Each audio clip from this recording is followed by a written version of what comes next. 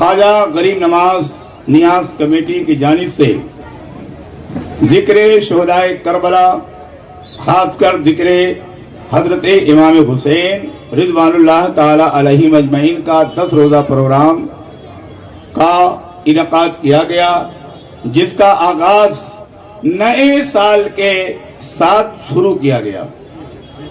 آج آپ کو بہت کم یہ جانکاری ہوگی کہ آپ کا نیا سال شروع ہو گیا ہے۔ یہ حضرت امام حسین کی محفل ہے۔ اس محفل میں جس نیت سے بیٹھیں گے آپ کی نیت پوری ہو جائے گی۔ اگر کوئی بیمار ہے اس کی شفا کی نیت سے بیٹھیں گے تو اللہ تعالیٰ اسے شفا دے دے گا۔ اگر آپ کے روزگار میں برکت نہیں ہو رہی ہے، آپ پریشان ہیں، اس نیت سے بیٹھیں گے کہ اللہ تعالیٰ ہمیں شفا عطا فرما دے یا ہمیں روزی عطا فرما دے، تو اللہ تعالیٰ حضرت حسین کے صدقے میں آپ کو روزی عطا فرما دے گا۔ بچہ آپ کا پریشان ہے، پڑھ نہیں رہا ہے، آپ نیت کر کے بیٹھیں، یا اللہ میں حسین کی محفل میں بیٹھ رہا ہوں، ان کے صدقے میں میرے بچے کو سیدھے راستے پہ چلا دے، تو انشاءاللہ آپ کا بچہ سیدھے راستے پہ چلنے لگے گا۔ آپ کی نیت پہ ڈیپینڈ کرتا ہے، آپ کی نیت پہ سارا دار و مدار ہے۔ جیسی نیت ہوگی برکت بھی ویسی، اب بولو نا بھائی، آپ نہیں بولو گے، جیسی نیت ہوگی برکت بھی وہی رب ہے جس نے تجھ کو حمدن کرم بنایا۔ میرے آقا کی بارگاہ میں اعلیٰ حضرت پیش کر رہے ہیں، اور پھر کہہ کیا رہے ہیں، سمجھیے، ہے نا؟ کہا جاتا ہے کہ مت مانگو، مگر اعلیٰ حضرت قرآن پاک کے حوالے سے کیسا مانگنے کا سلیقہ بتا رہے ہیں۔ وہی رب ہے جس نے تجھ کو حمدن کرم بنایا، حبیبی یا رسول اللہ ہمیں بھیک مانگنے کو تیرا راستہ بتایا، ہمیں بھیک مانگنے کو تیرا راستہ بتایا، تجھے حمد ہے خدایا، تجھے حمد ہے خدایا۔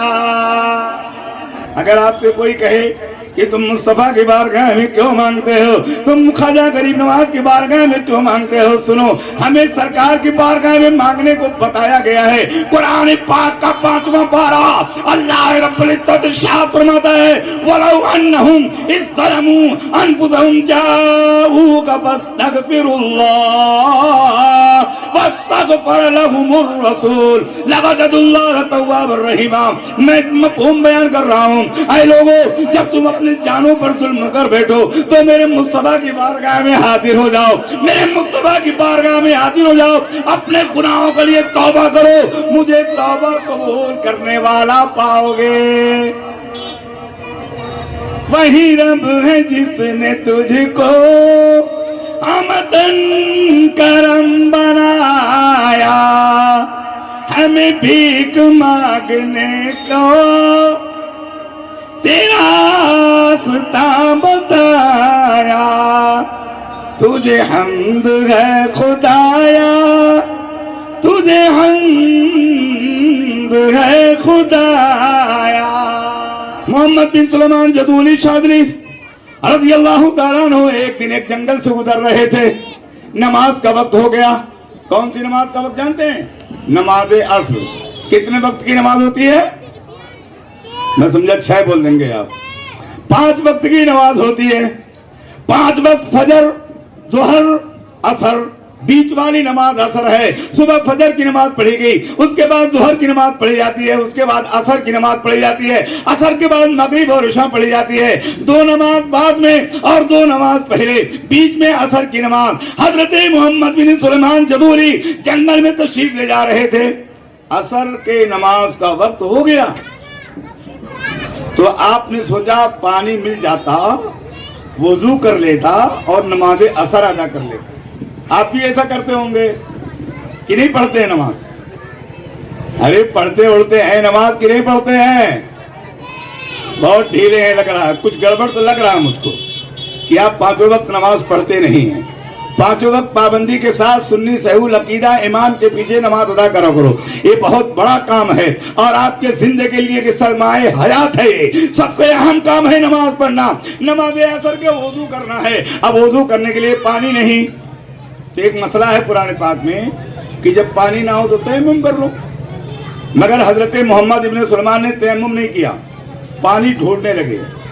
पानी ढूंढते ढूंढते एक कुएं के पास पहुंचे, देखा कुएं के अंदर पानी तो मौजूद है, मगर बावड़ी से पानी निकालने के लिए, कुआं से पानी निकालने के लिए डोल और रस्सी चाहिए।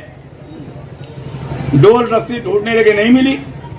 उसी कुएं के पास एक घर था डबल महले का, उसी घर पे एक छोटी सी लड़की, जैसे हमारी बच्चियां बैठी हुई हैं, उनसे एक छोटी सी बच्ची वहां पर खड़ी होकर देख रही थी मोहम्मद बिन सुलेमान जज़ूली को ये क्या ढूंढ रहे हैं। नीचे उतर कर आई और सलाम किया, अस्सलामु अलैकुम व रहमतुल्लाहि व बरकातुहू। हजरत ने जवाब दिया और जवाब देने के बाद बच्ची ने कहा, हजरत आप कुछ ढूंढ रहे हैं? कहा हाँ ढूंढ तो रहा हूं, क्या ढूंढ रहे हैं? कहा कि नमाज असर का वक्त बहुत कम रह गया है, अभी वक्त चला जाएगा, मेरी नमाज कदा हो जाएगी, मुझे पानी निकालने के लिए डोल और रस्सी चाहिए।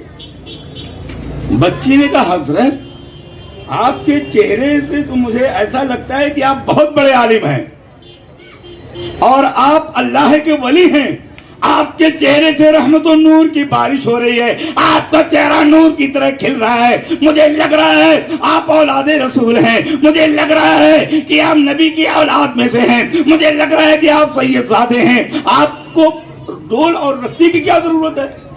आप चाहिए तो ऐसे पानी निकाल लीजिए। अब मोहम्मद बिन सुलेमान जज़ूली ने जब 7-8 साल के लड़की की ये बात सुनी तो ताज्जुब करने लगे। ये कहते नहीं है छोटा मुंह और बड़ी बात, इतनी छोटी बच्ची और ऐसा कह रही है। औरतें ख्याल से सुने, अगर मेरी आवाज आप तक पहुंच रही है और अगर औरतें मेरी आवाज नहीं सुन रही हैं, उनकी लड़कियां उनकी बच्चियां यहाँ पर बैठी हुई हैं, जाकर अपनी माँ को बोल देना। आज शाह मोहम्मद निजामी ने तकरीर किया था, बच्ची ने कहा हजरत आपको क्या चाहिए? कहा डोल रस्सी चाहिए। बच्ची ने कहा रुकिए मैं लाती हूँ। बच्ची ने कहा रुको अभी मैं बताती हूँ। उसके बाद बच्ची ने अपना थोड़ा सा थूक निकाला और कुएं के अंदर डाल दिया। थूक जिसको लुआब बोलते हैं, लुआब मैं इसलिए नहीं बोला कि शायद आपके समझ में जल्दी रहा है, मुख्तार भाई तो समझ जाएंगे, हजरत भी समझ जाएंगे, लेकिन आवाम को समझना बहुत भारी काम है, इसलिए मैंने थूक कह दिया आपको समझाने के लिए। थोड़ा सा थूक निकाला और निकालने के बाद कुएं के अंदर डाल दिया। कसम खुदा की तारीख बता रही है कि जैसे ही उस छोटी सी बच्ची ने अपना लुआब दहन अपने मुंह से निकाल कर कुएं के अंदर डाला था, वैसे ही कुएं का पानी ऊपर आने लगा और जैसे एक बेहतरीन नहर बहती है ऐसी बहने लगा। अरे अब भी आप सुभान अल्लाह नहीं बोलोगे? कब बोलोगे? जब मेरा इंतकाल हो जाएगा। आप बोलो ना सुभान अल्लाह, और कब को बोलो सुभान अल्लाह। थोड़ा बोलो आप। मैंने कहा मैं दरसगाह का आदमी हूँ, मैं पढ़ाता हूँ तो बच्चे जब तक बोलेंगे नहीं तब तक पढ़ाकर बुलवा के छोड़ता हूँ। आप बोलिए, और आपको 11 दिन तक इसी तरह बोलते रहना है और आपको फ्री में नहीं बुलवाऊंगा। आप बोलिए, मेरा साथ दीजिए। आप मुझको नजराना देंगे, मैं आपको नजराना दूंगा। आप नजराना देंगे तो मैं तो खर्चा कर लूंगा, लेकिन मेरा जो नजराना होगा इंशाअल्लाह आपकी जिंदगी में इनकलाब पैदा कर देगा। मैं आपको जब नजराना दूंगा तो दुनियावी नजराना नहीं होगा, वो हजरत इमाम हुसैन का सदका हो जाएगा, वो हजरत इमाम हुसैन का सदका हो जाएगा, नन्हे अली असगर का सदका हो जाएगा, जवान अली अकबर का सदका हो जाएगा, अब्बास नंबरदार का सदका हो जाएगा, हजरत इमाम कासिम का सदका हो जाएगा। इसलिए आप बोलिए, मैं जब आपको नजराना दूंगा इंशाअल्लाह आपके जिंदगी में इनकलाब पैदा हो जाएगा, आपकी दुनिया भी कामयाब हो जाएगी और आपकी आखिरत भी कामयाब हो जाएगी। और आप दुनिया से जाएंगे तो ये कहते हुए जाएंगे, कब्र में लहराएंगे ताहशर चश्मे नूर के, जलवा फरमा होगी जब तलअत रसूलुल्लाह की। नारे तकबीर, नारे तकबीर, नारे रिसालत, नारे रिसालत। जिक्र शहीदे करबला, जिक्र शहीदे करबला, उलमाए अहले सुन्नत जिंदाबाद, उलमाए अहले सुन्नत। नारे तकबीर, नारे रिसालत। मैं आपको ये कह रहा था कि बच्चे ने अपना थोड़ा सा थूक उसमें डाला, कुएं के अंदर, बावड़ी के अंदर डाला, और जैसे ही डाला बावड़ी का पानी उबाल मारने लगा, और जिस तरह एक नहर बहती है वैसे ही वो पानी बहने लगा। हजरत मोहम्मद इब्न सुलेमान जदूली ने जल्दी से वुजू किया और बच्ची को रोक दिया, भी जाना नहीं, मुझे नमाज पढ़ लेने दे, बच्ची खड़ी है। हजरत ने वुजू फरमाया, वुजू फरमाने के बाद नमाज पढ़ी, और नमाज पढ़ने के बाद बच्ची को पकड़ लिया। ऐ बच्ची, मैं तुझे खुदा की कसम देता हूँ, मैं तुझे अल्लाह की कसम दिलाता हूँ, तू बता तेरे थूक के अंदर ये बरकतें कैसी आ गई, ये बरकतें तुझे कहां से मिली? बच्ची ने कहा, हजरत मैं एक दुरूद शरीफ पढ़ती हूँ, उस दुरूद शरीफ की ये बरकत मेरे थूक के अंदर पैदा हो गई, मेरे लबाब के अंदर पैदा हो गई। हजरत ने कहा, है बच्ची, उस थूक जो है दुरूद शरीफ की इजाजत मुझे दे दे, और वो दुरूद शरीफ भी मुझे बता दे। दुरूद पाक बहुत बड़ी है, मगर थोड़ा सा मैं पढ़ देता हूँ। अल्लाहुम्मा सल्ली अला सय्यिदना मौलाना मुहम्मद व अला आलि सय्यिदना मौलाना मुहम्मद मादन जूदी वल करम, इस तरह और आगे दुरूद पाक है। बच्ची ने कहा, हजरत ये मैं पढ़ती हूँ, इसकी बरकतें मुझे मिली हैं कि मैंने अपना थूक कुएं के अंदर डाल दिया तो पानी उबाल मारकर बहने लगा। हजरत ने कहा, मुझे इजाजत दे दे। बच्ची ने पढ़ने की इजाजत दे दी। हजरत ने पढ़ना शुरू किया, और हजरत ने उसी दिन से ये तय कर लिया, इंशाअल्लाह एक ऐसी किताब मैं लिखूंगा दुरूद पाक पर जो सुबह क़यामत तक लोग पढ़ते हुए नजर आएंगे। मोहम्मद इब्न सुलेमान जदूली ने उसी दिन से दलाइलुल खैरात शरीफ पढ़ना शुरू कर दिया। मैं आपको बताना ही चाहता हूँ, दुरूद पाक की बरकतें ये है कि अगर छोटी सी लड़की अपना आबे दहन डाल ले तो कुएं का पानी उबाल मारने लगे। मैंने आपको कहा था ना, आपको कुछ देकर जाऊंगा। आप अल्लाह को मानते हैं ना? अरे बोलो ना, जरा उठाओ ना, मानते हैं ना? ऐसे उठाइए, एक अल्लाह हमारा एक, उठाए ना, अल्लाह हमारा एक। आपसे कोई कह दे किसको मानते हो, कहो खुदा ताला को मानता हूँ, अल्लाह ताला को मानता हूँ, वही हमको पैदा करने वाला है, वही हमारा पालनहार है। आपसे सवाल कर देगा, क्या तुमने देखा है? तब क्या कहोगे? अरे आपने देखा है, अल्लाह को आपने देखा है? नहीं, मगर आप मानते। दुनिया में कोई ऐसी कौम नहीं है जिसने अल्लाह को देखा हो, मगर खाली मुसलमान सुन्नी सही अकीदा इंसान ने अल्लाह को देखा है, बकिया किसी ने नहीं देखा है। हमने खुदा को नहीं देखा, मगर मेरे मुस्तफा ने हमें कुरान बताया तो हमने कुरान ले लिया, मेरे मुस्तफा ने हमको नमाज दिया तो हमने नमाज ले ली, मेरे मुस्तफा ने हमें काबा शरीफ अता किया, हमने काबा ले लिया, मेरे मुस्तफा ने जन्नत बताया तो हमने जन्नत को मान लिया, मेरे मुस्तफा ने जहन्नम बताया तो हमने जहन्नम को मान लिया। इसी तरह मेरे मुस्तफा ने खुदा को देखा और हमको बता दिया तो हमने। कोई नहीं है जिसने खुदा को देखा हो। कुरान पाक में है मुख्तार भाई, सुम्मा दना फतदल्ला फकाना काब कौसैन औ अदना। मुस्तफा जाने रहमत ने अपनी जागती आंखों से अल्लाह को देखा है। इराक में एक दहरिया था, इराक में दहरिया किसको कहते जानते हैं? मुझको मालूम है कि आप बहुत कुछ आप नहीं जानते है ना, इसलिए आप बोलते नहीं हैं। मैंने पहले कहा है कि तदरीस भी है, तबलीग भी है। दहरिया उसको कहते हैं जो ना इस्लाम को मानता हो ना तो और किसी मजहब को मानता, किसी मजहब को मानता ही नहीं, डर से कि वो खुदा का इनकार कर देता है, किसी को नहीं मानता, ना तो हजरत ईसा को मानने वाला है, ना मूसा को मानने वाला है, ना इब्राहिम को मानने वाला है, ना तो खुदा को मानने वाला है, किसी मजहब को मानता नहीं है। उसने इराक के मुसलमानों को जमा किया, जमा करने के बाद कहा, तुम लोग मुसलमानों खुदा को मानने वालों का, हाँ खुदा को देखा, कहा नहीं, फिर मानते कैसे हो? अच्छा ये बताओ, अगर खुदा है तो क्या कर रहा है? आपसे अगर कोई पूछ ले, खुदा को मानते हो ना, अगर खुदा है तो क्या कर रहा है, तो क्या बताओगे? ऐसे मोली हिला कोई बस में बैठ के, हम लोग ट्रेन में चलते हैं, कोई सवाल कर देता है, बस में चलते हैं, कोई सवाल कर देता है, जवाब देना पड़ता है। आप भी जवाब देना सीखिए। आपसे अगर कह दे कोई खुदा है तो क्या कर रहा है, तो आप क्या जवाब दोगे? तो कोई इमाम साहब को फोन लगाता हूं, आप भी कुछ सीखो। दहरिया ने कहा, मेरा 3 सवाल है, इसका जवाब दे दो मैं मुसलमान हो जाऊंगा। और अगर तुमने जवाब नहीं दिया तो तुमको इस्लाम छोड़ना पड़ेगा। कहा क्या? कहा पहला सवाल यह है खुदा है तो क्या कर रहा है, दूसरा सवाल यह है कि खुदा है तो उसका मुंह किस तरफ है, तीसरा सवाल यह है कि खुदा एक है तो उसके पहले क्या था।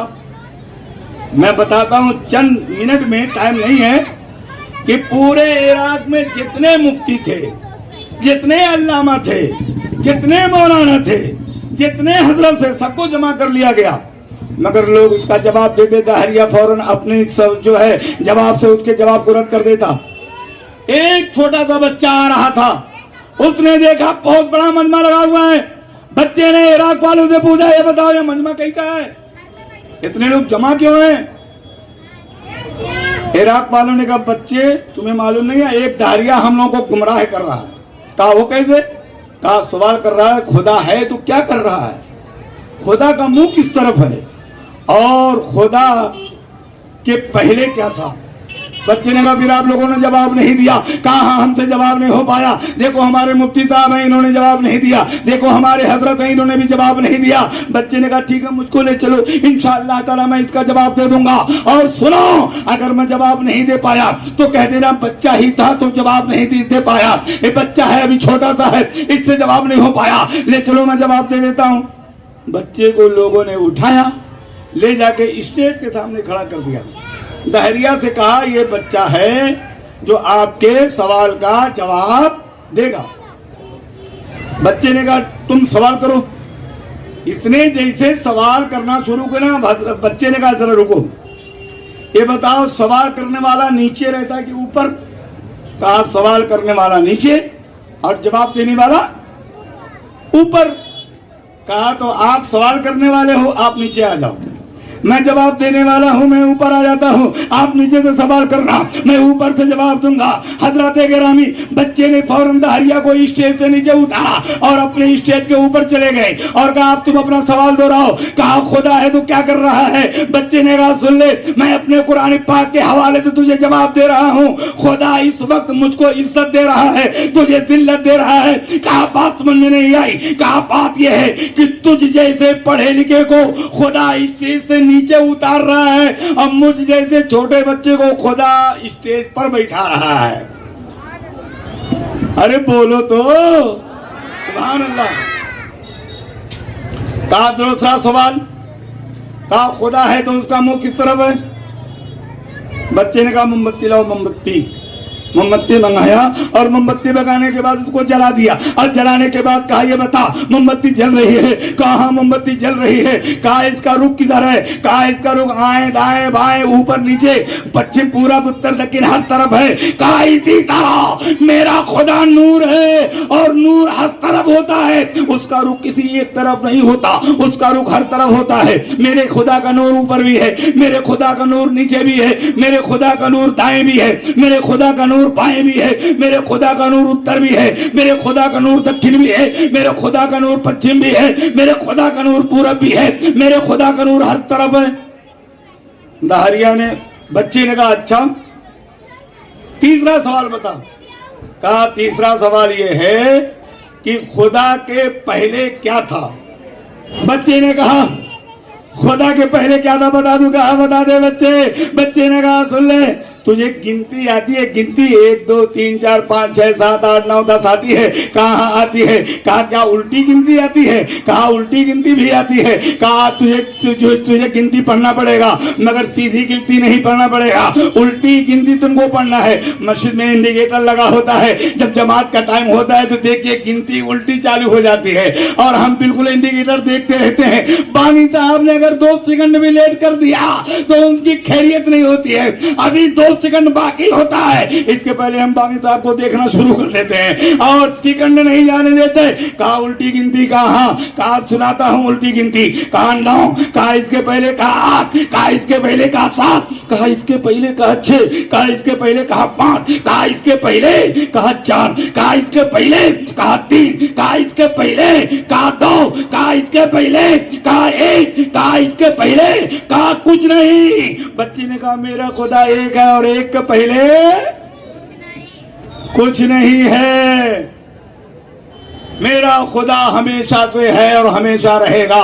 میرا خدا ہمیشہ سے ہے اور ہمیشہ رہے گا. یہ آپ جان کر بیٹھو, ہم کو پیدا کرنے والا اللہ رب العزت ہے, ہم کو روزی دینے والا اللہ رب العزت ہے. اس کا نام ہمیں ادب سے لینا چاہیے. آپ کو بھی اسی نے پیدا کیا, مائی کو بھی اسی نے پیدا کیا.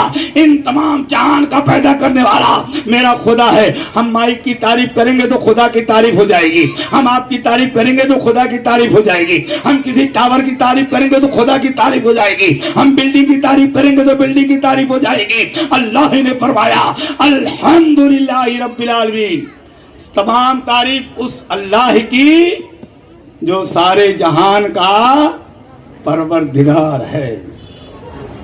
سمجھ میں بات آ رہی ہے؟ ہاں, میں اسی لیے آپ کو سمجھا کے تقریر کر رہا ہوں, اور انشاءاللہ تعالیٰ میں آپ کو سمجھا کے تقریر کرتا رہوں گا. سمجھ میں آپ کے بات آنی چاہیے. اور آپ کو اب یہ بتا دوں کہ کس نے کہا تھا, جواب عراق میں کس نے دیا تھا, وہ بچہ کون تھا؟ ہاں, وہی بچہ تھا جسے آج دنیا امام اعظم ابو حنیفہ کے نام سے یاد کرتی ہے, جن کے مطلب پر ہم عمل کر کے نماز پڑھتے ہیں, جن کے مطلب پہ عمل کر کے روزہ رکھتے ہیں, جن کے مطلب پہ عمل کر کے حج کرتے ہیں, جن کے مطلب پہ عمل کر کے زکات دیتے ہیں, جن کے مطلب پہ ہم عمل کرتے ہیں, یہی حضرت امام اعظم ہے. سمجھے آپ؟ حضرت امام اعظم ابو حنیفہ رضی اللہ تعالیٰ عنہ کے بارے میں میرے سرکار نے دعا کیا تھا. میرے سرکار نے, آج بھی حدیث شریف موجود ہے, میرے سرکار نے ارشاد فرمایا لو کان العلم بالثریا لتناولہ رجال من ابناء فارس. ملک عراق میں فارس میں ایک بچہ پیدا ہوگا اور اس بچے کی شان یہ ہوگی, وہ بچہ ایسا ہوگا اگر مجھے سریا پر علم ہوگا تو وہاں سے اٹھا لائے گا, وہاں سے بھی علم لے کر آ جائے گا. حضرت امام اعظم کو اللہ تعالیٰ نے یہ شرف عطا فرمایا کہ حضرت امام اعظم نے اسے سریا سے علم اٹھا لیا. جہاں جہاں اپنے علم پایا وہاں سے حاصل کر لیا. علم ہمیں حاصل کرنا چاہیے, ہمیں پڑھنا چاہیے. ہمیں ضروری نہیں ہے کہ ہم خالی انگریزی پڑھیں, ہندی پڑھیں, مراٹھی پڑھیں, گجراتی پڑھیں. ہمارے لیے ضروری ہے کہ سب سے پہلے ہم عربی پڑھیں, اس کے بعد ہم اردو پڑھیں. انگلش کی جانکاری ہونی چاہیے, اردو کی جانکاری ہونی چاہیے, سرٹیفکیٹ ہمارے پاس ہونی چاہیے, دنیاوی لحاظ سے ہمیں علم حاصل کرنا چاہیے. اگر علم نہیں رہے گا تو ہم کورے کاغذ کی طرح ہیں جس کا کوئی مطلب نہیں ہوتا. حضرت امام اعظم کو اللہ تعالیٰ نے بہت علم عطا فرمایا تھا, ہماری بہت رہنمائی کی حضرت امام اعظم ابو حنیفہ نے. آپ جانتے ہیں یہ محفل کس کی ہے؟ حضرت امام حسین. ان کے صاحبزادے کا کیا نام ہے؟ حضرت امام زین العابدین. ان کے صاحبزادے کا کیا نام ہے؟ حضرت امام باقر. حضرت امام حسین کے پوتے ہیں حضرت امام باقر رضی اللہ تعالیٰ عنہ, پوتے حضرت امام حسین کے حضرت امام باقر. ایک دن لوگوں نے حضرت امام باقر سے شکایت کر دیا حضرت امام اعظم کے بارے میں کہ حضرت فارس میں ایک مولانا ہے, فارس میں ایک حضرت ہیں جو آپ کے نانا کے حدیث کے خلاف فتویٰ دیتے ہیں.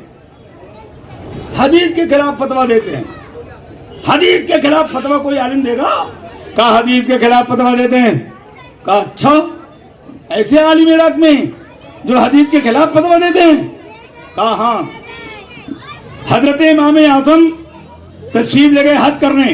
حج کرنے کے بعد مدینہ شریف تشریف لے گئے تو آپ نے کہا مدینہ شریف جب آ گیا ہوں تو حضرت امام باقر سے ملاقات کر کے آتا ہوں. حضرت امام حسین کے پوتے حضرت امام باقر, حضرت امام اعظم ابو حنیفہ رضی اللہ تعالیٰ عنہ امام باقر کے پاس گئے اور سلام کیا, ہاتھ چوما اور کہا حضرت میں نعمان ابن ثابت. امام اعظم کا نام کیا ہے؟ نعمان ابن ثابت. پیدا کب ہوئے نہیں معلوم آپ کو, خالی آپ مسلک پر عمل کرتے ہیں. سن 80 ہجری میں. کب پیدا ہوئے؟ انتقال کب کیا؟ 150 ہجری میں. آج کتنی چل رہی ہے؟ 1447 ہجری شروع ہے, 1446 ہجری ختم ہو گئی. امام اعظم کو پیدا ہوئے اور امام اعظم کو وفات کیے کتنا سال ہو گیا آپ گن لیجئے گا. حضرات میں آپ کو بتا رہا تھا حضرت امام باقر نے کہا یہ حدیث کے خلاف آپ فتویٰ دیتے ہو. حضرت امام اعظم نے کہا حضرت آپ کو کسی نے غلط بتا دیا ہے, میں ایسا کرتا نہیں. اور اگر آپ کو ایسا لگتا ہے کہ میں ایسا کرتا ہوں تو میرے کچھ سوال ہیں, اس کا جواب آپ دے دیجیے.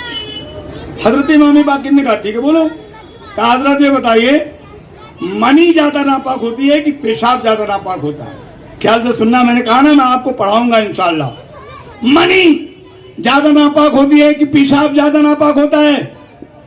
تو حضرت امام باقر نے کہا کہ پیشاب زیادہ ناپاک ہوتا ہے, منی سے زیادہ پیشاب ناپاک ہوتا ہے, منی اس سے کم جو ہے غلیظ ہوتا ہے, اس سے کم ناپاک ہوتا ہے. حضرت امام اعظم ابو حنیفہ نے کہا حضرت جب پیشاب زیادہ ناپاک ہوتا ہے, غلیظ زیادہ, گندگی زیادہ پیشاب میں پائی جاتی ہے, تو آدمی کی بدن سے جب پیشاب نکلتا ہے تو غسل واجب نہیں ہوتا, اور منی نکلتی ہے تو غسل واجب ہو جاتا ہے. بات آئی سمجھ میں؟ اور ہونا کیا چاہیے؟ غلیظ زیادہ کیا ہے؟ منی نہیں, پیشاب. مگر منی نکلنے سے غسل واجب, پیشاب نکلنے سے غسل واجب نہیں.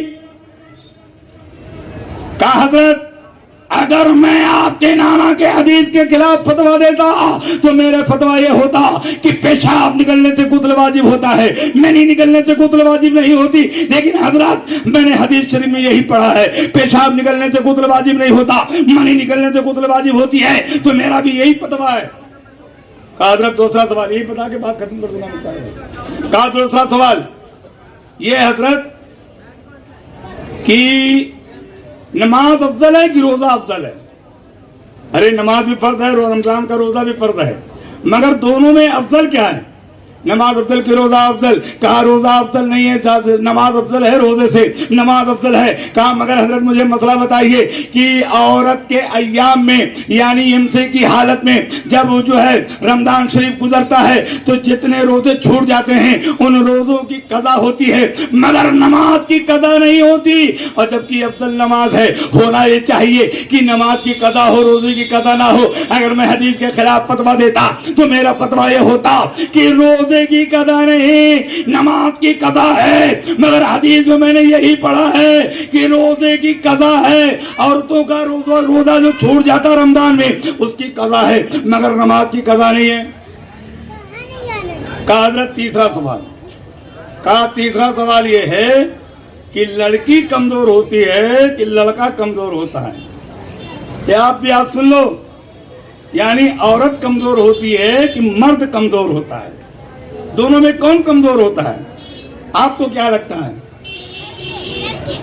لڑکی کمزور ہوتی ہے, لڑکا اس سے طاقتور ہوتا ہے.